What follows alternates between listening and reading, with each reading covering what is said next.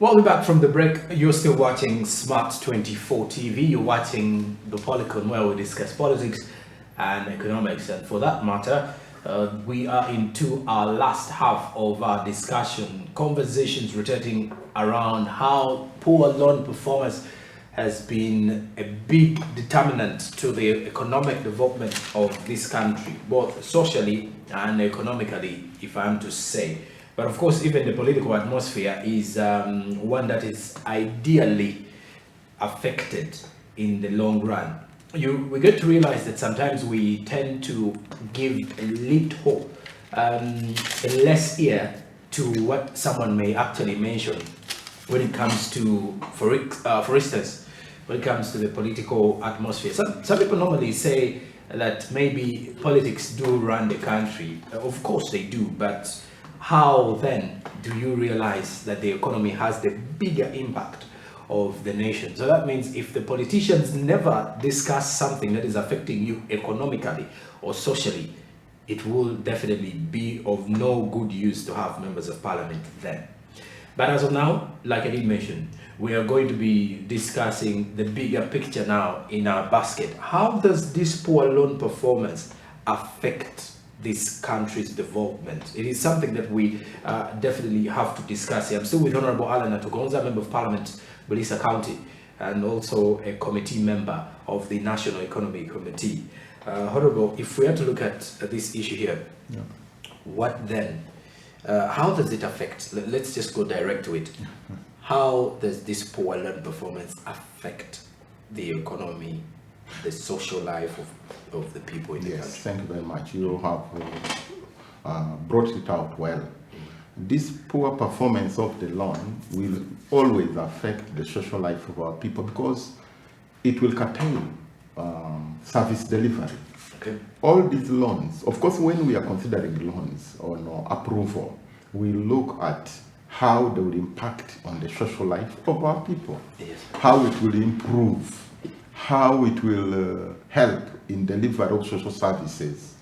At the end of it all, you find a loan, for example, meant to deliver drugs, supply of drugs to hospitals. If that loan is mismanaged, it means we will not be in position to give free drugs to our people.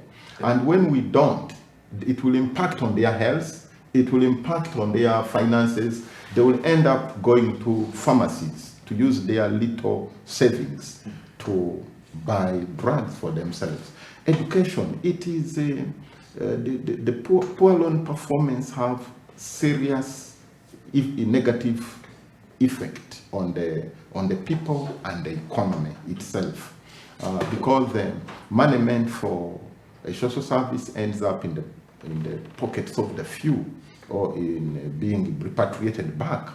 Of course, the last person, the Mwananchi, will suffer, because if it was meant to give him water, clean water, he will not get that water. If it is meant to give access roads, they will not get the access road, electricity. So it is, and those are the areas that we have been funding. Our biggest budget has been going, our biggest loan portion has been going to energy, water also, then works. And if it's appropriated or the loans perform well, then it will obviously affect on the service delivery to the Wananchi. Okay. By the look of things as well, I need to know, you see, members of parliament are always in the hot spot now. Yeah. When we get back to constituencies, because the local person has no information that, well, government sent money to this ministry to come and the Ministry of Health to come and complete this hospital or this particular health center. Yeah. Now, you are the people who are always in the spotlight. It's like you are the target every time something goes wrong, because you represent the queries of these individuals before parliament. What then should people know? Because I believe sometimes it affects your performance as a member of parliament, and it as well affects your ballot presentation in the next election, because someone would clearly say, well, our member of parliament is literally doing nothing at all when it goes back. What should the people, for example, people of Bulisa, know when it comes to how these policies run? Thank you. Now that is the gist of it. In my presentation, I was showing you how it impacts on the people itself. Yes. It also impacts on us, on you as leaders. Representatives. Yes. At least 80% of members of parliament have bought ambulance vehicles. Yes.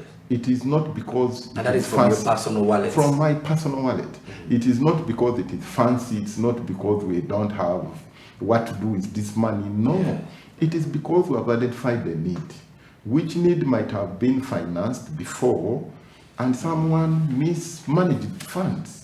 So, because there is a need, because it's clear, it's your constituents, it's your people suffering, you end up intervening in roles that you shouldn't be involved in. And because of that, that's why we, as leaders, as legislators, as oversight members, we need now to do more to make sure that the money that is allocated, be budgetary money, be local funding or external funding, is used for the intended purpose, so that to fill the gap, to save me, to save any leader from now chipping in the gap. Because if we had these funds used properly or efficiently, we wouldn't be having issues of people putting pressure on us. Because they are stressed, they look for anyone they can transfer the stress to. So they find we as their leaders as an easy target. Our role would have been to allocate money. We do that with the assumption that these allocated funds in given ministries or sectors is going to be well utilized, and the effect would be felt by our people. You'll find clean water.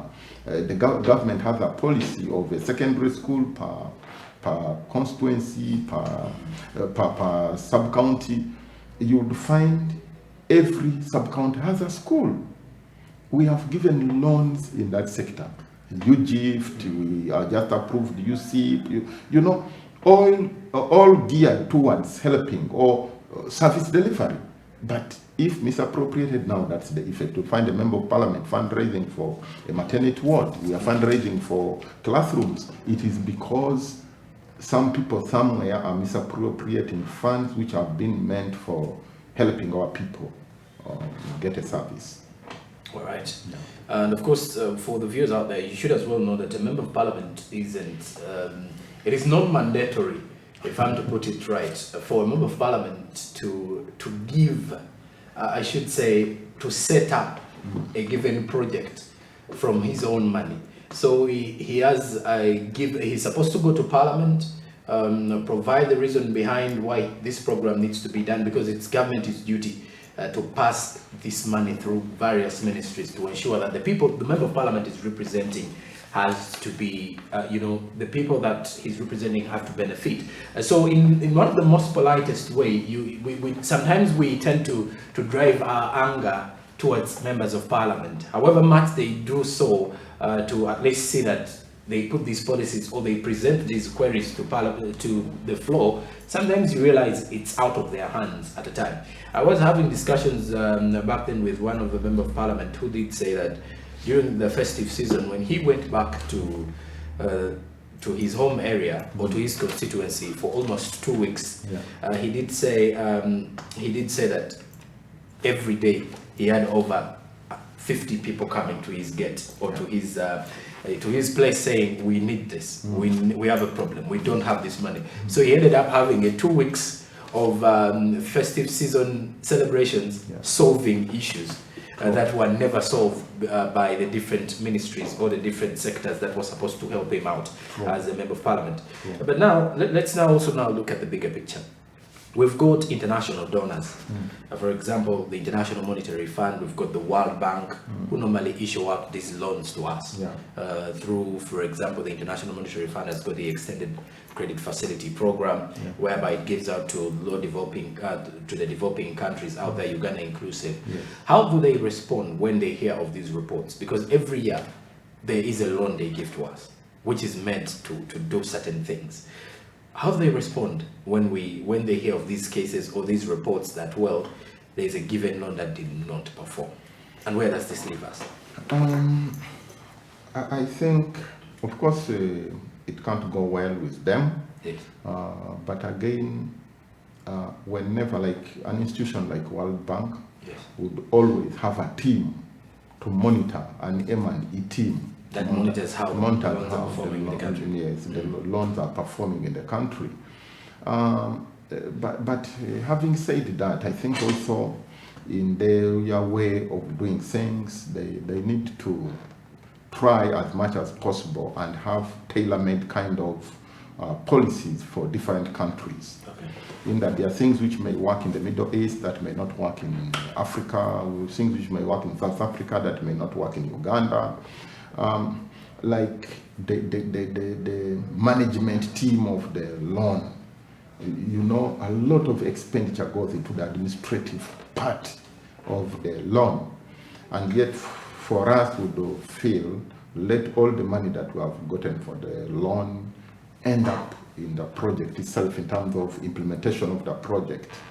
So to me, of course, they will not feel well, and I think they are doing all that to make sure that they manage the loan well, but it has not worked. You see this thing of everything, no objection, what people end up delaying to pay, hence making the project more costly.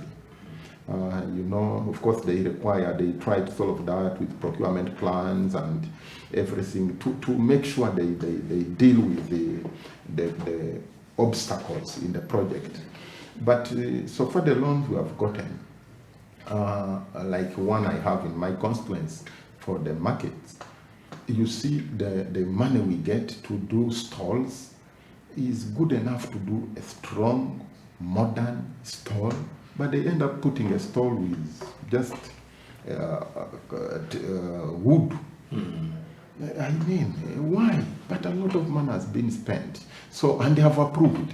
So, at the end of it all, I think we need to try as much as possible to tailor our loans and be flexible on a number of things.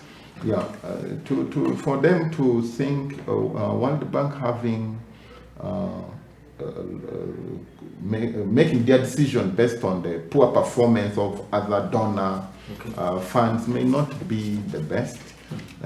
I think they always look at theirs and advise according to the way they look at things. In fact, they advise the government to rein on investment, post-COVID, so that they can manage their debt levels. Yes. And let's now look at the future generation here. Sometimes we take these loans. Back in the time, there was a year when the reports were saying that by 2020, every Ugandan will be earning around would be earning $1 million. Last year, a report revealed that only 3% of the working Ugandans are earning $1 million Ugandan shillings. So that means the average amount of money some of the Ugandans are earning may be 500,000. That is per month, and in different workplaces. I don't want us to talk minimum wage for now, but by the look of things, the loan now, our loan, every Ugandan does owe the government around 1.7 million. So that means we are in a debt for someone who has, and some of us keep on asking ourselves, how then are we in such a situation? But when you look through some of these discussions, by future projections, let me give, for example, let me look at the Entebbe Express Highway. According to findings, it's the most expensive road. That is true. And by the look of things, when you look at certain roads within the East African region, for example, you go to Kenya and look at what the Kenya Highways Authority is doing with the roads and the transportation. Sika Highway. There's quite there's a big difference with our expressway here. Big difference. And look at South Africa. You look at countries like Nigeria from the African perspective. And then when you go to Europe and you ask yourself, what makes the entire expressway expensive? You still fail to get the answers. Now, in the future, if we fail to make this, we are creating room for that. How are we solving such problems now? I think we had answered this the other way around. As a nation, we need to change our attitude. We need to become patriotic. Okay. We need to love our country. The whole of this thing, these syndicates in terms of land compensations, there is a syndicate. It is making our projects very expensive. You find a local person somewhere, when he's being compensated, is given peanut. When it comes to their cartels, they have said they are being compensated billions. And they now go to the courts. They will even get favorable judgments. They will be paid this money from the coffers of government. So that's what I'm saying. We really need patriotic Ugandans. For me now, I have a problem with the managers, directors, procurement officers of these ministries and organizations. They really need, I don't know what we need to do to them. I'm sure these people travel. They don't feel ashamed to know that they have the most expensive projects in the whole of Africa, if not the world. You can Google, you'll find them somewhere. So it is terrible. I was Googling, I saw a West African road, the same road like ours, not even half of the money. So if it was even longer, it was even more long, the more kilometers than ours, but cheaper. We should get ashamed of ourselves as a country. We should get back to loving our country and knowing that we have a duty as people of responsibility to deliver this country to a certain level for betterment. We are here, we are admiring other cities, we are admiring, and we can do it for our own country, but because of corruption, greed, and what, we are not getting it. Having said that, you talked of the country, the three that were supposed to, a certain percentage had to be earning a certain amount. This country has the best policies. This country, we have good plans. Our problem is on implementation, more so when it comes with money coming in. We are looking at monies that we get for projects as money to eat, money to misappropriate. If we don't deal with that now, we'll have a problem. Okay. We just need to make sure if those, you talk about all the national development programs, NDPs. Because that is where I wanted to go. How can we now deal with the economy this very year of 2023? You see, our economy, our country, we need really to, we need to do a number of things. I know they are there in the shelves. I'm happy that we have, we are looking at our curriculum, the education curriculum, to deal with our mindset, to know what we are teaching our children, to know what we have to prioritize. We can't at this era, whereby we have oil and gas, but you'll find courses, very few courses are geared towards that direction.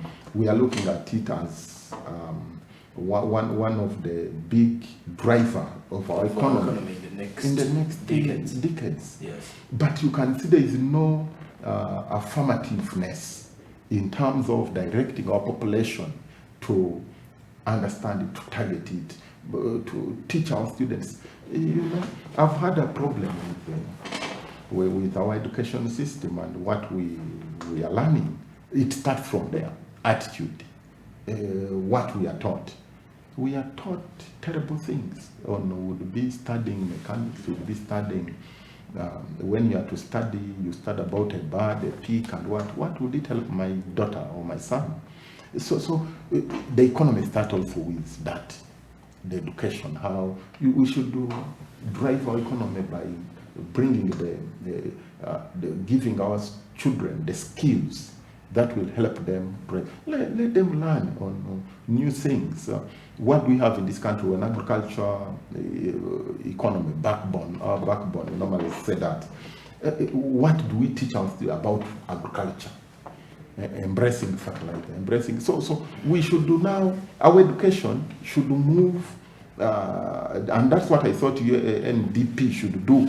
Our education should look into the economy, should look into our health sector, so that we have a collective program which will drive the human resource, the capital resource, and everything to better our economy. With that, that's what countries have done. All right. Yes. Honorable, in your final remarks, as we're concluding with our conversations here, a word or two to the people you're representing in Bulisa, and of course to the viewers, and then your projections of our economic system and our economy in 2023.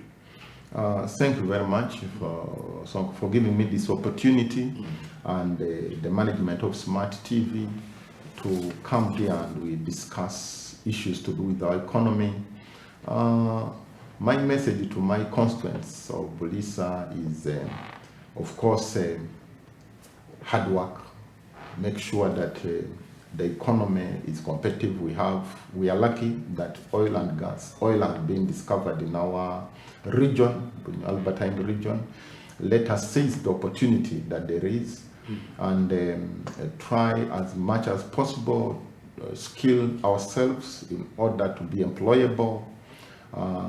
We are working now that we have this, the president has sent it to the fisheries and aquatic bill, which of course we have a lake in our region.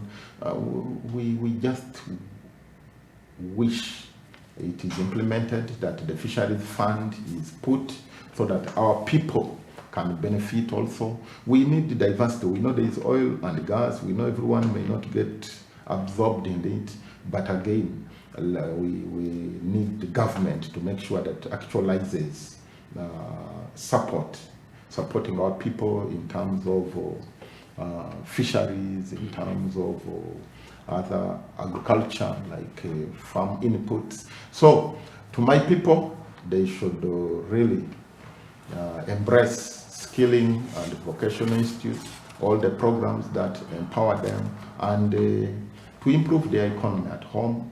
Yeah, thank you. All right. Many thanks for having your time for us here at Smart 24 TV, and for the viewers out there, many thanks for being part of this particular episode of the Policon, where we discuss politics and economics of the country and how the two affect or impact on the lives of the business community and the entire country as well. Well, of course, as we are concluding this particular topic of our discussion, which was rotating around how poor loan performance does affect the social and economic development of the country, we leave that to you for now.